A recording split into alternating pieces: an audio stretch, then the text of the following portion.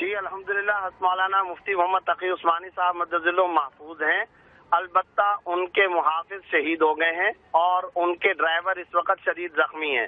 اس وقت پوری دنیا کے مسلمانوں کے اندر اور بالخصوص پاکستانی مسلمانوں میں شدید تشویش کی لہر دوڑ گئی ہے۔ حضرت مولانا مفتی محمد تقی عثمانی صاحب عالم اسلام کا عظیم سرمایہ ہے، عرب و عجم کا سرمایہ ہے، تحقیقی سرمایہ ہے، ہمیشہ سے غیر متنازع شخصیت کے طور پر رہے ہیں۔ ان کا کبھی کسی سے کوئی لینا دینا نہیں رہا ہے۔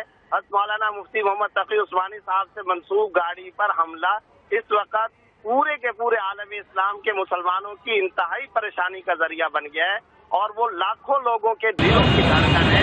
الحمدللہ ثم الحمدللہ کہ اس وقت حضرت مولانا مفتی تقی عثمانی صاحب محفوظ ہیں، لیکن ان مجرموں کو، ان بدبختوں کو کیفر کردار تک پہنچانا، انہیں پکڑنا، حضرت کو سیکورٹی دینا، حضرت کی حفاظت کرنا حکومت وقت کی بہت بڑی ذمہ داری ہے۔ حضرت مولانا تقی عثمانی صاحب پوری دنیا کے مسلمانوں کے سرمایہ ہیں، اس لیے ان کے بارے میں مسلمانوں کی اور پاکستانی مسلمانوں کی تشویش کو مد نظر رکھ کر ان کی سیکورٹی اور حفاظت کا انتظام کرنا وہ حکومت وقت کی بنیادی اور اہم ترین ذمہ داری ہے۔ لیکن کوئی بھی مسئلہ ہو، ظاہر ہے کہ حضرت اس وقت پاکستان کا بلکہ پوری دنیا کا، جیسا کہ میں نے بتایا، سرمایہ ہیں۔ وہ غیر متنازع شخصیت کے طور پر ہمیشہ رہے ہیں، ان کا کسی سیاسی جماعت سے کبھی کوئی تعلق نہیں رہا، اور جیسے ہی حالات الحمدللہ جیسے بھی آتے رہے، حضرت کی شخصیت ہمیشہ غیر متنازع رہی۔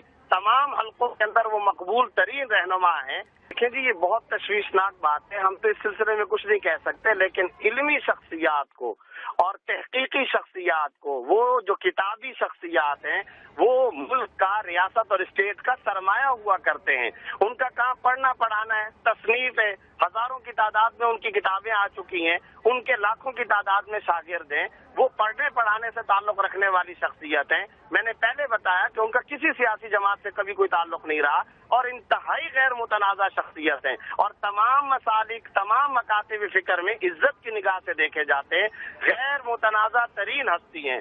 اس لیے یہ پورے کے پورے پاکستانی مسلمانوں کے لیے دلی طور پر انتہائی تشویش کا باعث ہے اور بہت ہی پریشانی کا باعث ہے۔ حکومت وقت کی بنیادی ذمہ داری ہے اس کا کھوج لگائیں اور ملزمان کو کیفر کردار تک پہنچائیں۔